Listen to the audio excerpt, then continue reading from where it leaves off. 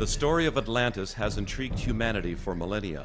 It has confounded the experts and brought wonderment to the general public. Ever since Plato described in great detail the history and demise of that Atlantean empire in his writings of Critias and Timaeus from around 400 BC.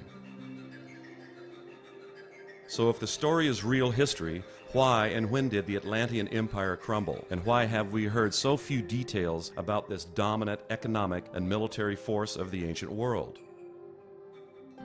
Were the ancient Atlanteans star mappers and earth mappers back in the Ice Age, as some historians suggest? Did Atlanteans have the capacity for space travel, and did they disappear through some vortex-like wormhole? Or were they destroyed by some galactic upheaval, as some mythologists suggest? Does the story of Atlantis even confirm some biblical accounts of the book of Genesis? This documentary explores the newly discovered, down-to-earth findings of several offshore sites now considered to be a part of the ancient Atlantean Empire, and considers their implications for the timing of when Atlantis was consumed by the sea. These findings also show that this ancient civilization, founded by the legendary figure Atlas, must have had highly advanced and accurate mapping methods which enabled these Atlanteans to successfully measure and map the Earth, thereby allowing them the ability to navigate to far-flung locations throughout the world, representing an empire of global proportions that was wiped out at the end of the Ice Age.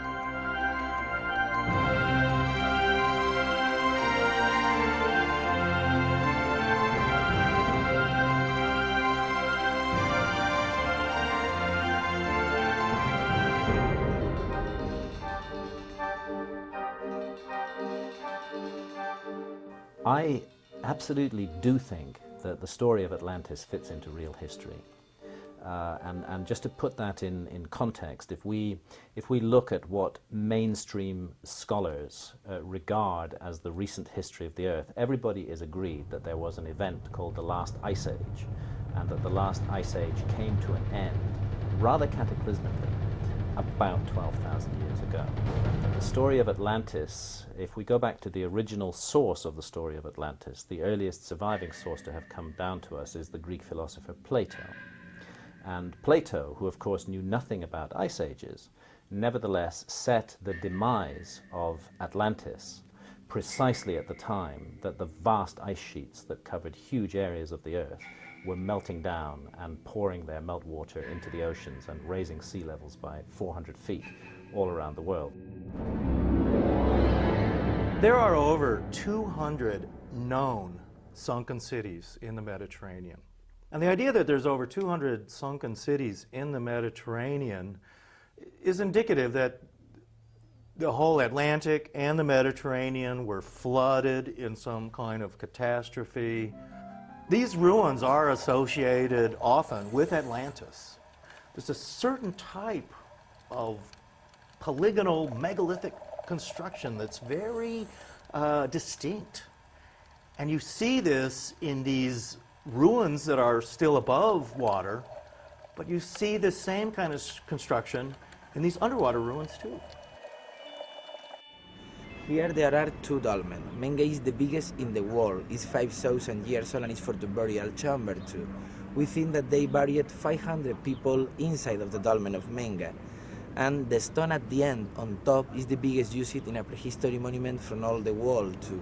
The weight of this stone is 180 tons.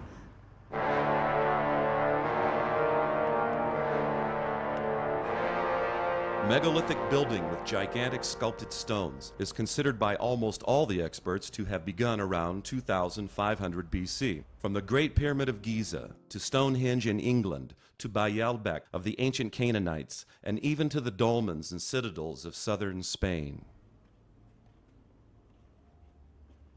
The dolmen of Viera, this is the dolmen of Viera. This dolmen is 4,500 years old and it's for the burial chamber, like a tomb, prehistory tomb.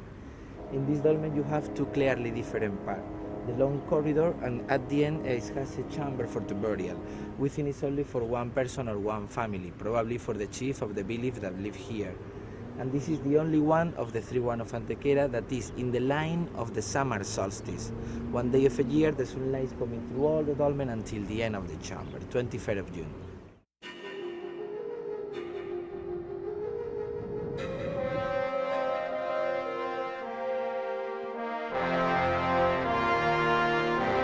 All across the southern plain of Spain are these megalithic dolmens, hormazo buildings, and they are at the base of what later would be built upon the structures by the Romans. They were the base structures at Nibla, Ronda at southern Spain, which were on rivers in the mountainous areas of the Sierra Morena Mountains, which is the richest mining area, the most ancient and richest mining area in the entire world. Now, this was the source of the wealth for the Atlanteans. They would bring this copper ore and tin ore and silver ore and gold ore down the rivers to Seville, and that was the Atlantean plain.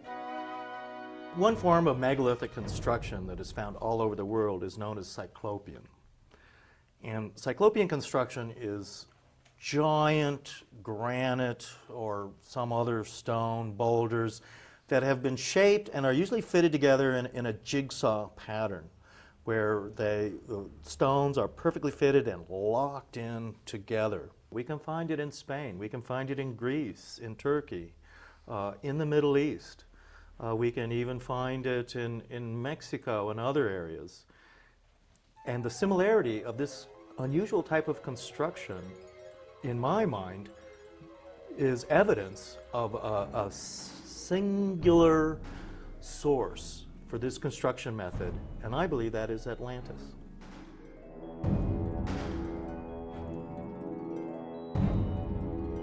So off the coast of southern Spain are submerged megaliths in like at least 5 sites. Off of Lixus, Morocco, west of Gibraltar, off of Tarifa, which is right near Gibraltar, off of Huelva, Rota, and Chipiona. Submerged megaliths in 50 to 100 feet of water, which are of the megalithic, well-hewn rock forms, walls, citadels, paving stones for streets, the whole bit, discovered at these 4 locations offshore, submerged when the Ice Age ended. The capital city of Atlantis was a canal city with concentric canals and rings leading into an inner city and port area. And Plato describes the city of Atlantis very specifically this way. The city of Carthage, built in Tunisia by the Phoenicians, was in many ways a miniature model of the capital city of Atlantis, with also these concentric circles and canals leading to an inner city. In many ways, Carthage was a rebuilding of the ancient capital of Atlantis. Carthage, in the ancient language, is pronounced Kart Hadash, and that means new city. So it was a copy of the old city, Atlantis, somewhere near in the Gibraltar area. It was a direct copy of Atlantis. Now, the common thought process is that Atlantis went under about 10,000 years ago, and that Carthage was built around 1000 BC. So the ancients waited 9,000 years to make the new city, the replica, the copy of Atlantis. They waited 8,000, 9,000 years to do that, to replicate it. Seems very doubtful to me. Another thing that a lot of your Atlantean researchers will point to is the cross of Atlantis, is the symbol of Atlantis derived from Plato's description of the central city of Atlantis. The cross of Atlantis shows 3 concentric rings with a cross in the center with a canal emerging from the cross. And this is, again, thought to be a description of the central city of Atlantis.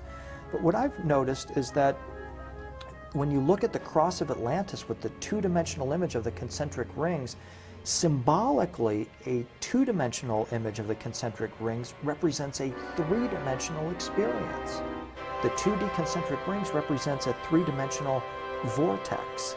And nobody seems to talk about Atlantis as being a vortex or a gateway that leads into other realms. But that's exactly what I think it was. I believe that Atlantis was a maritime civilization, and I believe it was based on coastlines and that it was globally distributed. I think it was all over the world. I think it was virtually everywhere, but it was on coastlines. And the reason that so little evidence that historians will accept have come down to us is because those coastlines were all submerged and are now under 100 feet of water since the end of the last ice age, and nobody has looked there. So I think actually the influence of a great lost civilization is to be found all around the world, and I think one of the places in which it was very active was in the Mediterranean and in the eastern side of what we now call the Atlantic Ocean. If I were looking for Atlantis, again, although I've spent my life doing that, I would make a beeline for Spain. And I would go toward Gibraltar and Tangier in Africa, because that's where Plato said Atlantis was. Anyone who reads Plato's dialogues knows that Atlantis lay beyond the gates of Hercules, one of which is Gibraltar, one of which is Tangier. The extent of Atlantis, as described by Plato, is outside and inside the Pillars of Hercules. So that obviously is not just an island. It was a coastline. Plato said that it extended from the Gibraltar east all the way to the Tyrrhenian Sea, which is Italy, and to Libya, and to the west, outside of the Pillars of Hercules, along the coastlines, all along northwest Africa, as well as southwestern Spain. So it was not just an island. The main city of Poseidon was submerged, and it may be one of these three now off the coast of southern Spain at Tarifa, Huelva, Chipiona, and Rota. These Atlanteans were savvy ancient mappers whose leader, the legendary Atlas, has always been associated with sophisticated mapping. Atlas and his fleets were well known in the ancient world as successful navigators and mappers of vast expanses of oceans and their coastlines for trade and military conquest.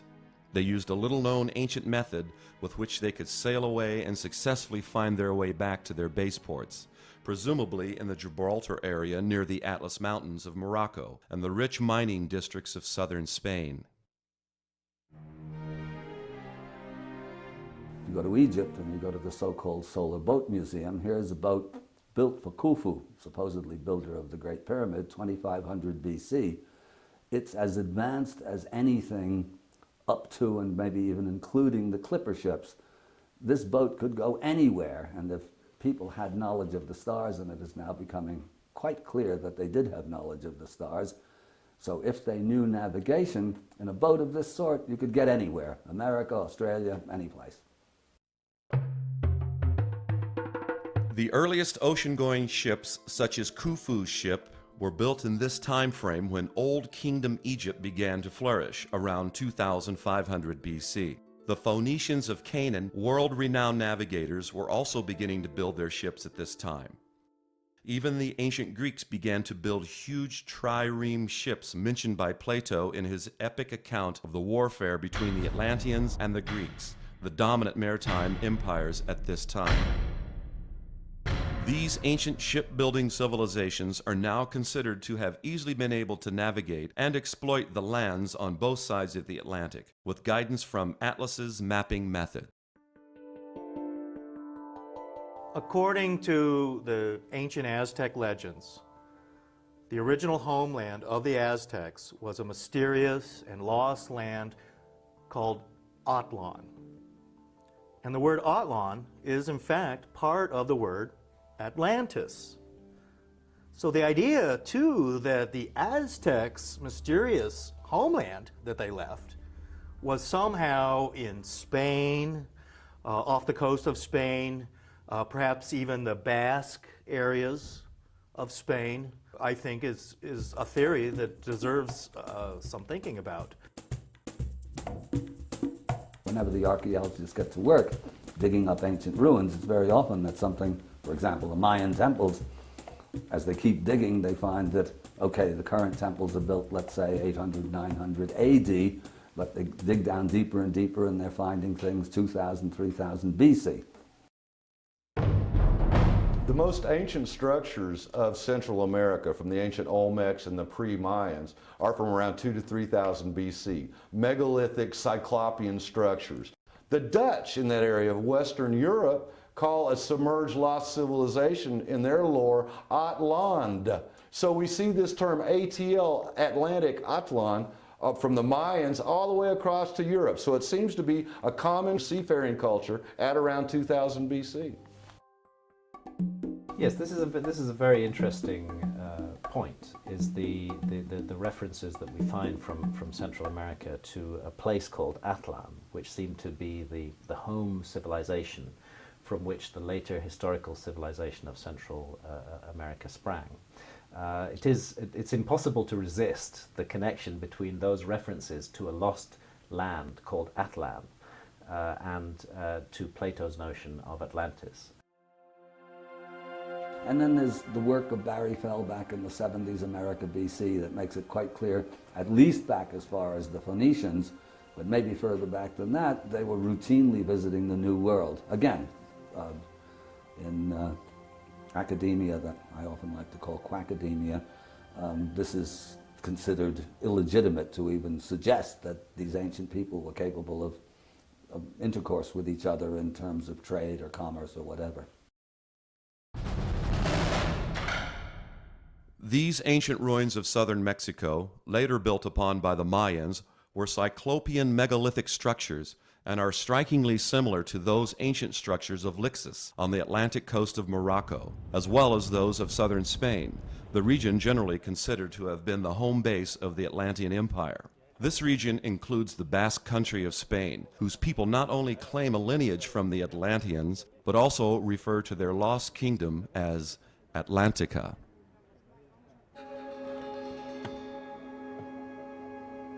Interesting too, along those lines, that the Basque language, which is very unique, is also a very similar language to the Aztec language known as Nahuatl.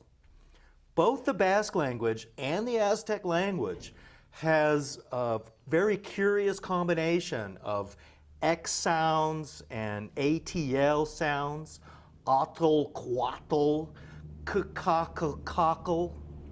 So when you have this Aztec language and the Basque language compared, we find a lot of curious similarities. The suffix atl, spelled ATL, found at the end of some Mexican words, means water, and the ancient Mexican homeland is said to have been Atlan, across the water to the eastern Atlantic. So the connection to an Atlantean civilization is unavoidable. These Atlanteans quite obviously had the navigating savvy to get the job done, with a little-known ancient mapping method which allowed the surprisingly accurate mapping of many parts of the world in ancient times, even during the Ice Age. And very interestingly, there's a whole category of maps produced between the 15th and the 17th century based on lost sources, which show the world with astonishing accuracy as it looked during the last Ice Age. I'll give you an example of this. Off the west coast of Ireland, you can find on maps from the 15th century a little circular island appears, which they call High Brazil. Such an island did not exist in the 15th, 16th, and 17th centuries of our era. But if you reconstruct the coastlines of the world as they looked when sea level was much lower, as it was during the last Ice Age, you find that an island was exposed above sea level in exactly the place that is indicated on those maps. How did they know it was there unless somebody was there to map it? These Sea King maps show accurate east-west distances, and that requires a knowledge, an accurate knowledge of time. You have to measure time to get that. Now, they didn't have clocks back then. They didn't have timepieces at 2000, 3000 BC, so they had to have another mechanism by which they could measure time. And that mechanism is the slow wobble of the Earth's axis, which would cycle once in 25,920 years. And with this rate of the wobble of the Earth's axis, the constellations of the zodiac appear to move along the horizon. They knew this rate, therefore they could measure time and therefore measure east-west distances. For example, in Western times, the longitude was only developed and discovered, or let's say made precise, I think it's somewhere in the 1700s, 1750 or something of that nature. But there's increasing evidence that the ancients understood this full well. Moreover, where the evidence really gets commanding is when it becomes clear that the Egyptians had measured the earth, because the understanding of those measures is what gives rise to the ancient measuring system of cubits, and this is, again, universal. Well, the references to units of measurement is the measurement that is expressed in the Great Pyramid. I think actually that the ancient Egyptian cubit is likely to turn out to be what is called an earth commensurate measure, that it is derived from an ancient system of measuring based on the knowledge of the dimensions of the earth. The circumference of the earth is 21,600 nautical miles.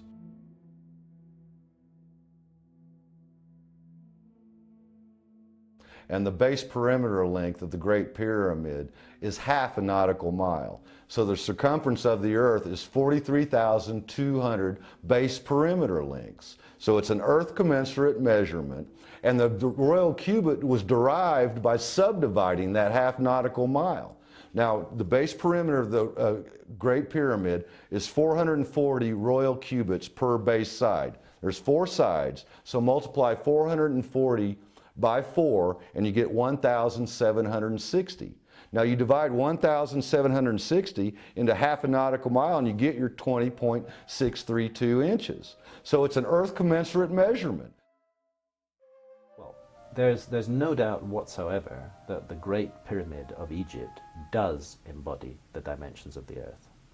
If you take the measurement of the base perimeter of the Great Pyramid, go along and measure each of its 4 sides and add that together, and then you multiply that number by 43,200, you will get a very accurate rendition of the equatorial circumference of the Earth to within a few miles of the value that we have today.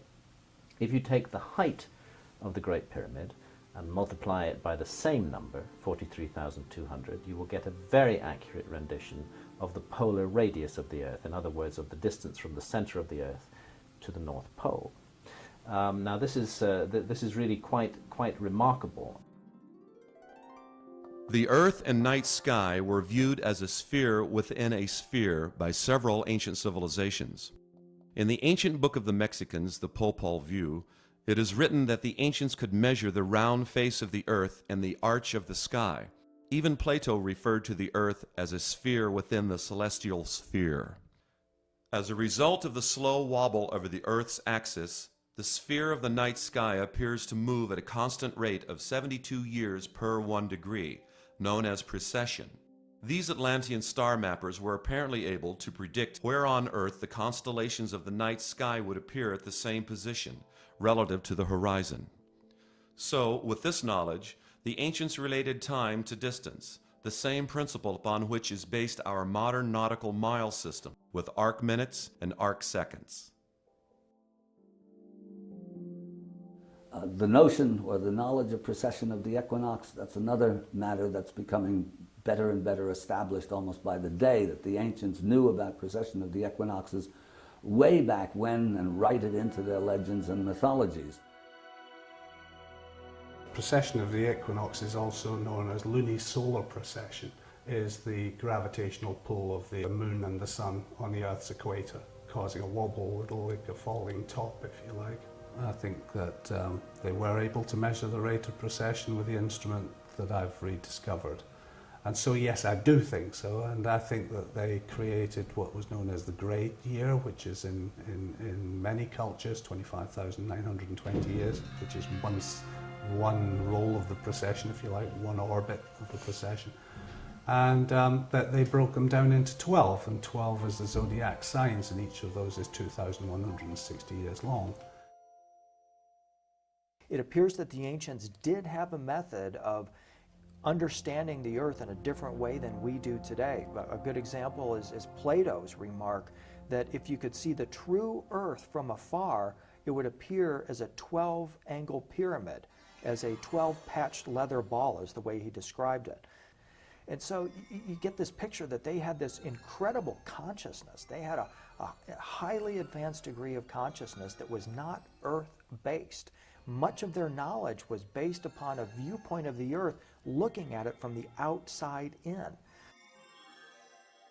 Some have said that extraterrestrials had to have given the ancients the knowledge that the Earth is round, that the Earth is a sphere. But ancient literature is replete that the Earth is round. And this precession methodology proves that the ancients knew it was a sphere. They based their measuring on the fact that it is a sphere, and all this breakdown of these precession measures are a function of this knowledge that the Earth is a sphere. No need for extraterrestrials to be passing this knowledge down to the ancients. The duration of the 12 zodiac ages, 2,160 years each, is 1/12 of the amount of time that it would take for the Earth to wobble once as it spins and revolves around the Sun, totaling 25,920 years. So the ancients, including the Egyptians and Atlanteans, were clearly able to measure the Earth by measuring the apparent movement of the constellations across the night sky.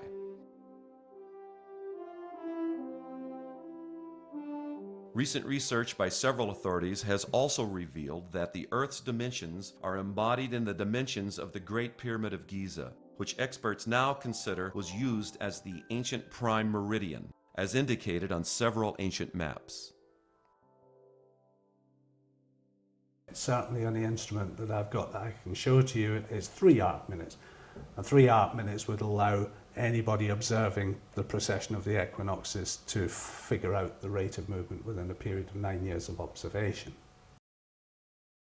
Accuracy of 3 arc minutes is accuracy to within 0.5%.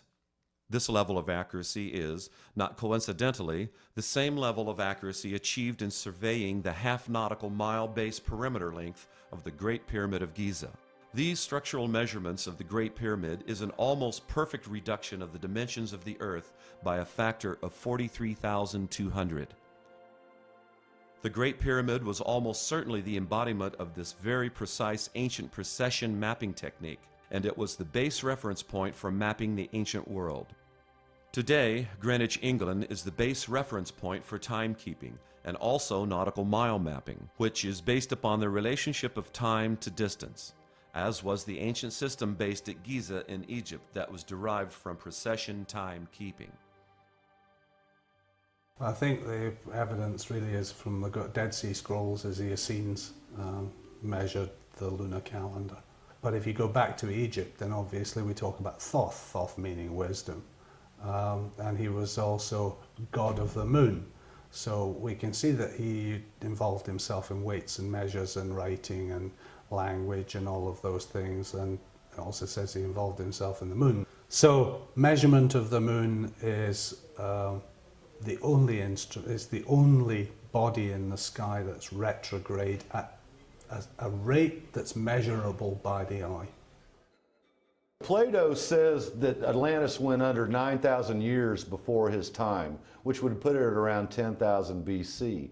However, in the ancient world, the lunar calendar was very popular. The lunar calendar was their day-to-day calendar. Now, Plato received this story about Atlantis through 4 layers of oral renderings, initially from Egypt. So during those 4 renderings, the translation could have been lost. Did they mean lunar calendar or solar calendar? Now the evidence does fit the lunar calendar rendering, 9,000 lunar cycles before his time, which would put the Atlantis within historical times. So this to me makes much more sense.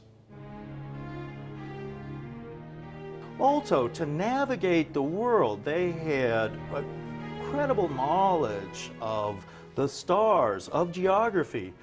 In 1902, they found in a Greek shipwreck a device called the Antikythera mechanism. And today it is in the Archaeological Museum in Athens, Greece.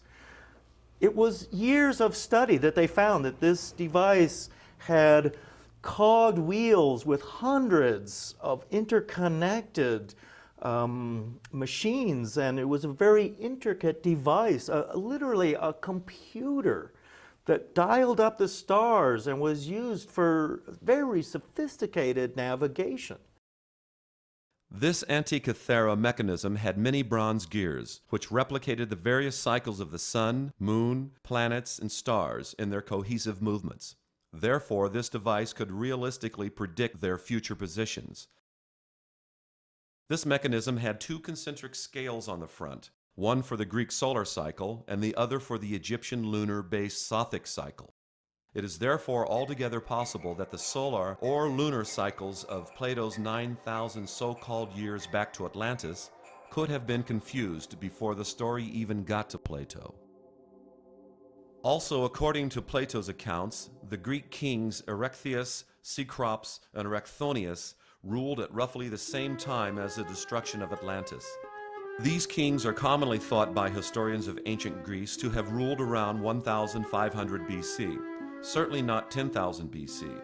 So 9,000 lunar cycles before Plato's time more logically fits the timeline of his accounts, while 9,000 solar cycles does not. I don't think that Plato made anything up. I take Plato extremely seriously. And I think since our historians take Plato seriously in almost everything else he says, we ought to take him seriously on the issue of Atlantis. And if you take apart what Plato is saying, he's talking about a great global civilization which had a strong influence in the Mediterranean area. Plato didn't know about the Ice Age, but he did know that a great flood took place at that time. To my mind, that adds a great deal of credibility to everything that he said. With the conventional date proposed by mainstream scientists for the end of the Ice Age at 10,000 BC, Greece would have been about 8,000 years away from the reigns of these three kings, and huge trireme ships of the Atlantis story appear 8,000 years later, at around 2000 BC. These conflicts in Plato's accounts cannot be resolved satisfactorily by mainstream academicians, and such conflicts in dating cannot explain the Cyclopean megalithic structures that were submerged at the end of the Ice Age. Plato's descriptions of the Atlantean Empire were so detailed that they are reflected even in biblical references. Southern Spain is also called the Hesperides. They were daughters of Atlas and granddaughters of Poseidon, Atlas's father. As Poseidon means father Sidon, and as Sidon was a son of Canaan, we see that the Atlantean people first came from the eastern Mediterranean, from the land of Canaan, a port city of which was Sidon. Cadiz, a city in southern Spain where an offshore site was located, was named after another son of Poseidon, Gades. So the tie-in of these so-called mythological Atlantean characters with biblical accounts is now becoming apparent to ancient historians. Southern Spain is known as the Hesperides. They were daughters of Atlas, a supposedly mythological figure, but Atlas was the man of maps. He was this precession measurer who measured and mapped the earth, among others with him, the Atlanteans. And their base of operations was Tarshish, the biblical Tarshish. The Spaniards today know that Seville, which was anciently known as Tartessus, previous to that was known as Tharsin or Tharsis. That's the Tarshish of the Bible, the great merchants of southern Spain. This area also known as the Hesperides. These were the Phoenicians, the same as the Atlanteans, circa 2000 BC. Phoenician sailors were under pain of death to keep the trade routes secret, particularly the trade routes that went out into the Atlantic. Their trade routes went to Spain, up to France, and to Cornwall, where the tin and copper trade was flourishing. What the Phoenicians did was try to keep their trade routes a secret, and so they fostered these ideas that the Atlantic was impassable to other ships, so that only their ships would have the courage and the knowledge to go beyond the Straits of Hercules into the Atlantic. Plato also elaborates on the gold, copper, silver, and tin mines of the Sierra Morena Mountains of southern Spain, which were by far the richest in the ancient world. It is presumed that they were the lifeblood of the Atlantean shipping empire with its mineral wealth, and these Atlanteans clearly had the ability to transport these minerals to the eastern Mediterranean to trade with the Greeks, Minoans, Canaanites, and Egyptians. So it would seem that the Atlanteans of about 2000 BC were truly the dominant shipping and military power in the western Mediterranean and eastern Atlantic. Their empire most likely ranged from Gibraltar in the west, northward to the rich tin mines of Cornwall, England, where are found the now submerged sites referred to as Avalon, and eastward from Gibraltar to as far as Italy and Libya. The almost identical Cyclopean megalithic ruins found in those regions, both onshore and now submerged, support and confirm Plato's account. I feel that what actually happened was that these people had a land which was bounded by the sea as opposed to bounded by the land. That they followed the trade routes of the trade wind routes as we know them today and the local Atlantic currents, and they travelled around the basin of the Atlantic Ocean. And so they existed on the peripheries of France, of Britain, of Scandinavia, and then down the coasts of Spain, round the north coasts of Africa, across from the Cape Verde Islands to Canaries, to the northern parts of America, the Caribbean, and back round the route again up from Newfoundland. As evidenced by the submerged megalithic ruins found in various parts of the world, some of which are on the shallow seafloor of the Gibraltar region, off Spain at Tarifa, Chipiona, Rota, Huelva, as well as off Lixus, Morocco, it is only now becoming clear that the tremendous sea level rise at the end of the Ice Age consumed the coastline portions of these ancient civilizations, preeminent among them being these port and citadel structures of the Atlantean Empire. One of the mysteries of ancient Egypt is the invasion of the sea peoples who fought major naval battles with the Egyptians during the New Kingdom. Who these sea people were, where they came from, is one of the great mysteries of history. It would seem that the sea peoples, in fact, came out of Northern Europe. They were coming out of Denmark, Northern Germany, areas of Holland that were to go underwater. These sea people apparently began to migrate from their homelands along the shores of the eastern Atlantic and the western Mediterranean at a time that would coincide with the end of the Ice Age. Their own ports and coastal cities were being submerged when many experts now claim that the sea level rose at a rate of 3 feet per year for about 100 years, and tsunamis from the volcanic eruptions of Mount Etna and Santorini were surging onto the disappearing coastlines. These areas of the world were being flooded, and the sea peoples themselves then migrated in boats through the Straits of Hercules into the Mediterranean, where they battled the Egyptians, and the Egyptians won that battle and defeated the sea peoples. This is a major turning point in Egyptian history. And the sea peoples then settled near to Egypt, but more around Greece, Turkey, and Lebanon. Even Egypt was affected by the end of the Ice Age. Where are the submerged megalithic ruins of the ancient Egyptian port cities known as Heraklion and Manuthis near Alexandria? Manuthis, the namesake of that now submerged Egyptian megalithic city, was another son of Poseidon, as reported by Plato. According to ancient biblical legend, Sidon, known as Poseidon, which means Father Sidon, a son of Canaan, and his progeny, Atlas and Manuthis among them, were building port cities from Sidon, Canaan, across the coast of North Africa, and all the way to Gibraltar and beyond. They were building their maritime trade empire with the ancient mapping knowledge of Atlas, the map man, who could measure and thereby map the earth with the dimensions of the Great Pyramid of Giza being the reduced embodiment of the dimensions of the earth. There are a number of scholars who've contended that the Great Pyramid is a scale model of the earth. And the earliest of those is a Greek. I'm not sure if it's Herodotus or Agatharcides, one of the ancient Greeks who mentioned that, because it was that had Isaac Newton send his colleague John Greaves down to Egypt to try and figure out if there was anything to that old legend. The base perimeter length of the Great Pyramid is almost precisely 1/2 a nautical mile, which is a reduction of the perimeter length of the Earth by a factor of 43,200, clearly indicating that the ancient Egyptians built the pyramid with that connection in mind. The dimensions of the Earth can only be measured by measuring time, which allows the measurement of longitudes, which are measurements of east-west distances.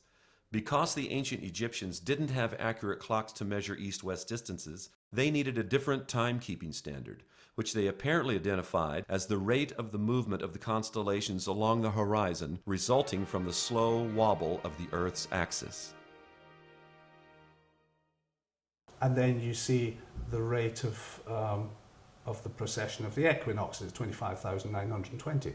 All of these simple things show that these people were measuring the size of their horizon, if you like, meaning time zone, related to themselves and to the stars as an exponential form of measurement.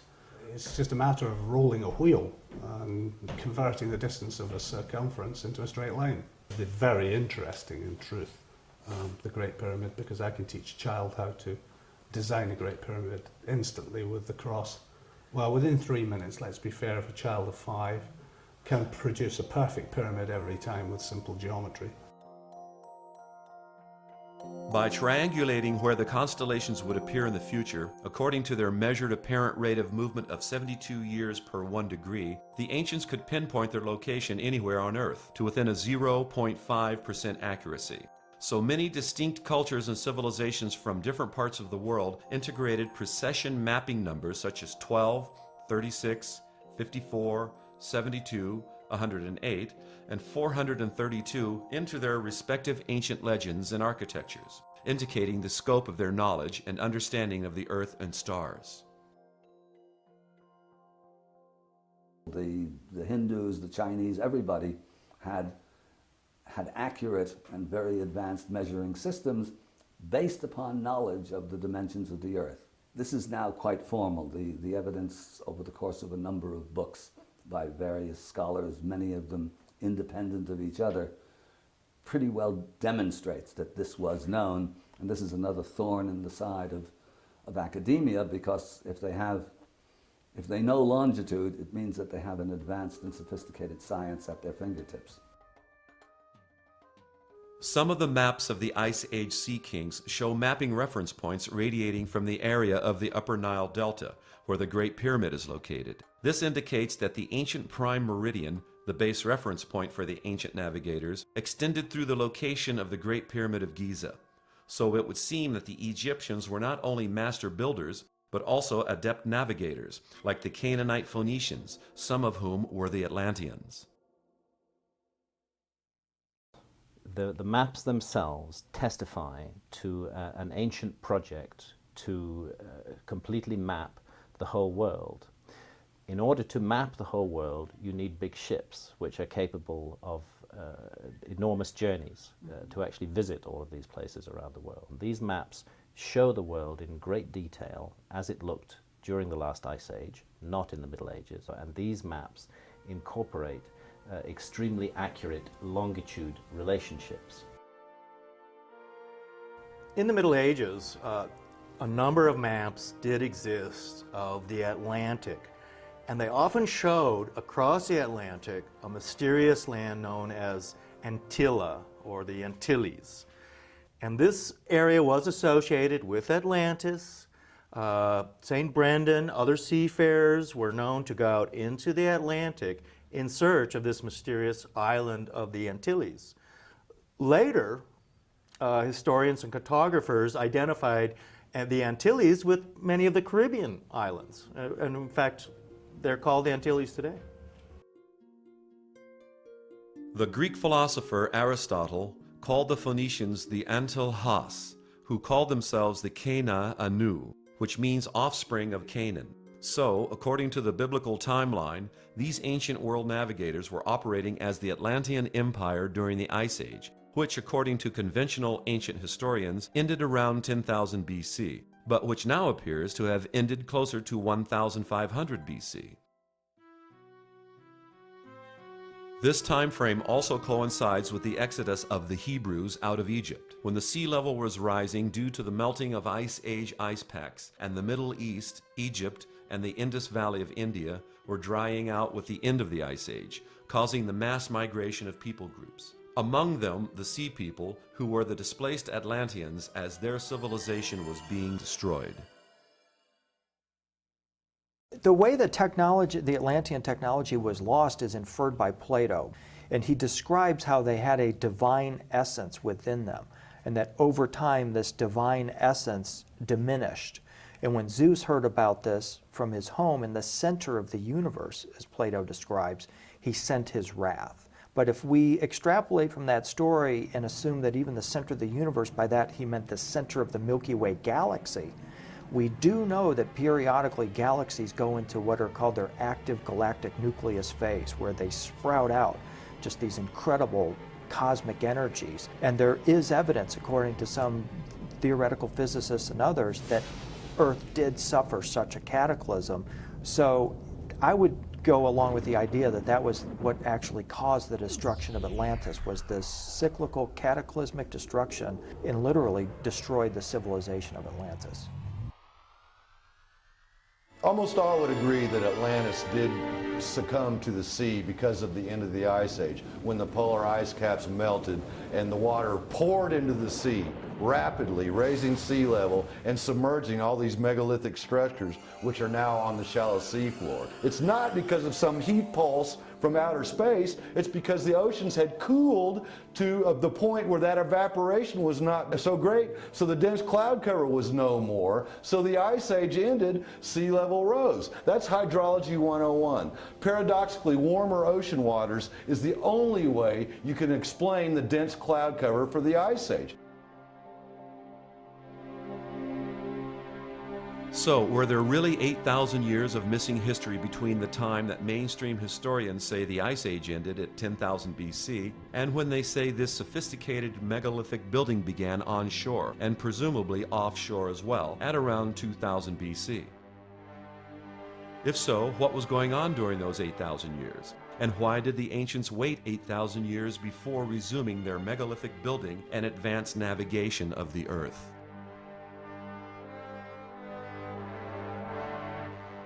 Particularly as we discover more and more megalithic cities underwater, we're amassing better proof of this ancient civilization we'll call Atlantis. These cities just were not built underwater. They had to be built before these oceanic level changes. So whenever that was, that is, at least how ancient we can start to date these cities. And that is putting us back into this time frame of Atlantis. Plato, a world-renowned scholar, people look to him as a source of truth and knowledge. Now, was Plato misinformed when he was told 9,000 solar years before his time for Atlantis to have gone under? Apparently so, because if we look at the evidence, it could not have been back at that time frame. So apparently he was misinformed. He should have written 9,000 lunar cycles before his time. Therefore, he would not appear to be misinformed as badly as he is with this 9,000 solar year before his times rendition that Atlantis went under. So we got to look hard at lunar cycles, and with that, Plato looks like the legitimate, fantastic scholar that he should rightfully be. The submerged megalithic ruins of the Gibraltar area, as well as those off Egypt, Lebanon, Greece, India, and Japan, should be more fully investigated. But clearly, mainstream scientists and historians have shown a reluctance to do so, because they would have to rewrite their chronology of ancient history. These offshore sites were obviously the port cities of the ancient Atlantean civilization, which clearly flourished during the Ice Age, whose navigators measured and thereby mapped the Earth with astonishing accuracy, using the precession mapping methods used by Atlas, the founder of the legendary and truly historical maritime empire of Atlantis.